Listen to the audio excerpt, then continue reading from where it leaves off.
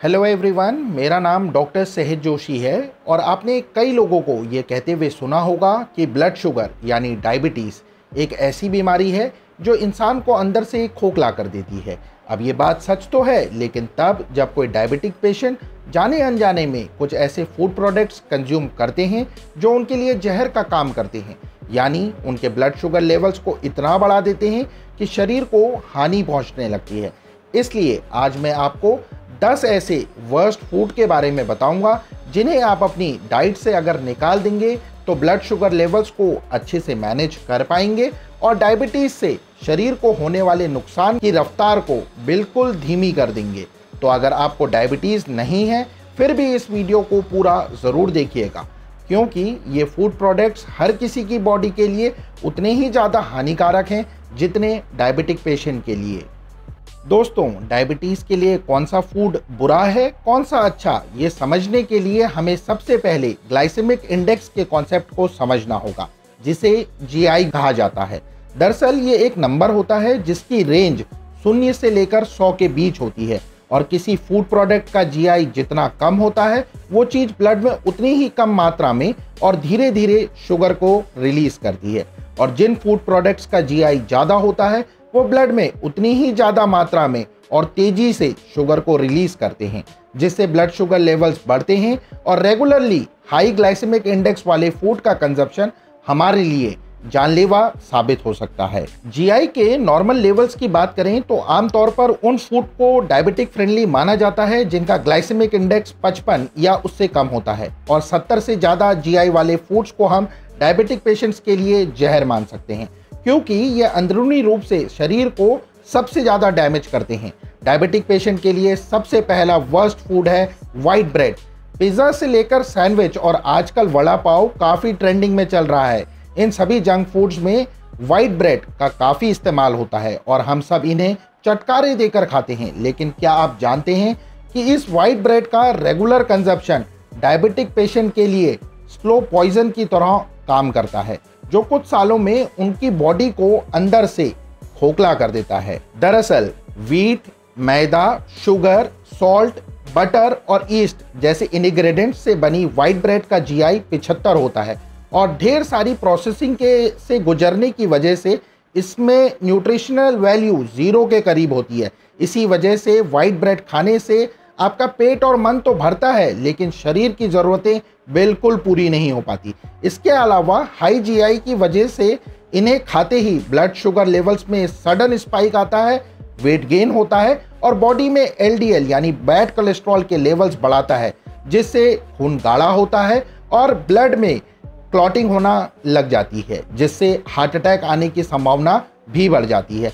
इसलिए आपको white bread का कंजप्शन बिल्कुल बंद कर देना चाहिए, और अगर कभी कभार ब्रेड से बने फूड्स खाने की इच्छा हो तो होल ग्रेन ब्रेड का इस्तेमाल करना चाहिए। इस लिस्ट में दूसरा नाम आता है मैदा यानी रिफाइंड व्हीट फ्लोर का, जो हमारे इंडियन क्यूजीन का काफ़ी अहम हिस्सा है। फिर चाहे वो तंदूरी रोटी हो और नान हो, समोसा, कचौड़ी और पकौड़े जैसे स्नैक्स हो, या फिर जलेबी जैसी मिठाइयाँ।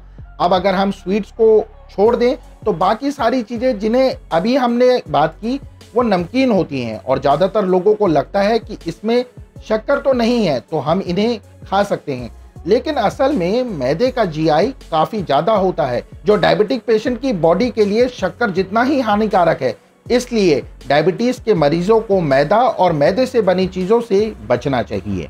तीसरी चीज़ है कॉर्नफ्लेक्स। हम सभी उन टेलीविज़न ऐड से गुमराह हो जाते हैं जिनमें कॉर्नफ्लेक्स को बॉडी के लिए काफ़ी ज़्यादा हेल्दी दिखाया जाता है, लेकिन मैं आपको बता दूं कि ये डायबिटीज़ पेशेंट्स के लिए सबसे ज़्यादा बेकार खाना है, क्योंकि हेल्दी बताए जाने वाले इन कॉर्नफ्लेक्स को बनने में काफ़ी ज़्यादा प्रोसेसिंग होती है और इनमें काफ़ी हिडन शुगर्स होती हैं, जिसकी वजह से कॉर्नफ्लेक्स का ग्लाइसेमिक इंडेक्स 81 होता है, और जब आप इसे मिल्क के साथ मिलाकर खाते हैं तो फिर दोस्त आपके ब्लड शुगर लेवल्स आसमान की ऊंचाइयों को छू लेंगे, और हाई ब्लड शुगर से क्या होगा ये तो आप सब जानते ही हैं। इसलिए स्पेशली डायबिटीज़ के पेशेंट्स को कॉर्नफ्लेक्स से परहेज करना चाहिए। चौथी चीज़ है इंस्टेंट ओट मील। कॉर्नफ्लेक्स की तरह ही ओट मील टीवी एड्स ने भी हमारे दिमाग में इनकी गलत छाप बना दी है। हम में से कई लोग ऐसा सोचते हैं कि सुबह ऑफिस के लिए लेट हो रहा है, इंस्टेंट ओटमील खा लो।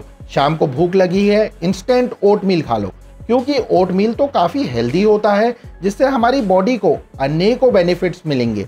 लेकिन असल में मार्केट में मिल रहे इंस्टेंट ओटमील का GI 79 है, जो कि डायबिटिक पेशेंट की रिकमेंडेड 54 GI से तो काफ़ी ज़्यादा है।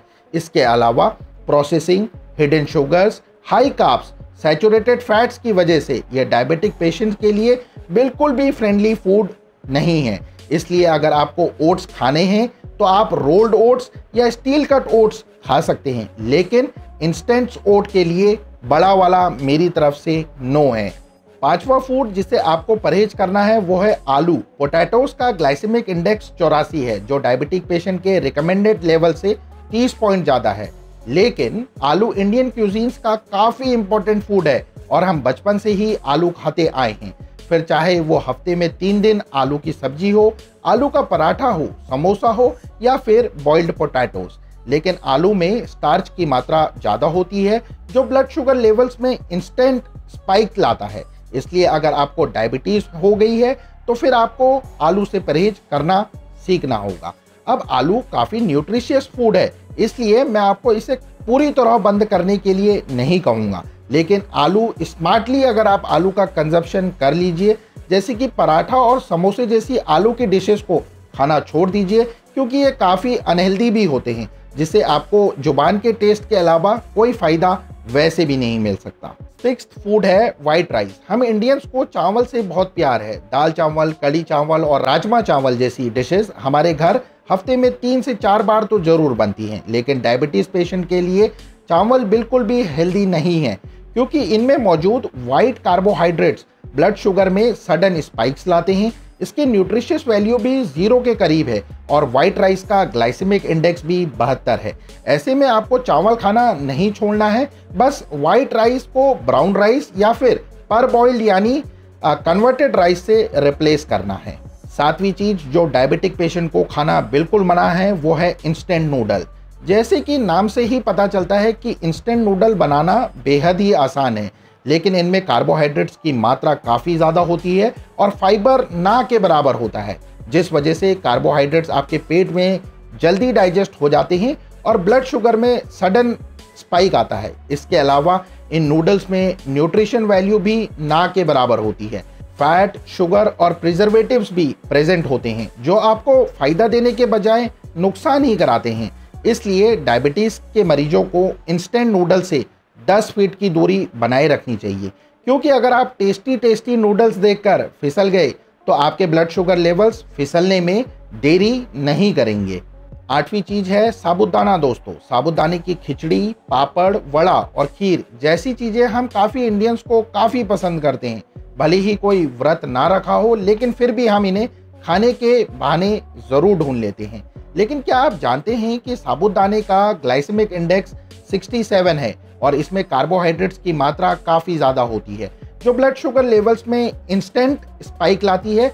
इसलिए अगर आप डायबिटिक हैं तो साबूदाने का सेवन भी आपको नहीं करना चाहिए। नवीं चीज़ जो डायबिटीज़ पेशेंट के लिए जहर है, उसका नाम है आर्टिफिशियल स्वीटनर। इन स्वीटनर को डाइट फूड्स और बेवरेजेस में काफ़ी कॉमनली यूज़ किया जाता है और हम लोग सोचते हैं कि इसमें शुगर कंटेंट तो 0 है, इसलिए हम इन्हें कंज्यूम कर सकते हैं। लेकिन लॉन्ग टाइम के लिए इनका रेगुलर कंजप्शन नुकसानदायक हो सकता है, क्योंकि ये स्वीटनर्स बॉडी में इंसुलिन के लेवल को अफेक्ट कर सकते हैं, जिससे आपकी बॉडी की शुगर प्रोसेस करने की एबिलिटी डिस्टर्ब हो जाती है, जिससे लॉन्ग टर्म में डायबिटीज़ मैनेजमेंट में आपको नेगेटिव इफेक्ट्स देखने को मिल सकते हैं। वहीं इन्हें कंज्यूम करने वाले कुछ लोगों का ये भी कहना है कि आर्टिफिशियल स्वीटनर्स को कंज्यूम करने से शुगर क्रेविंग्स बढ़ जाती है, जिससे हम रॉन्ग फूड चॉइसेस करने लगते हैं, जो कि वैसे भी काफ़ी हानिकारक है।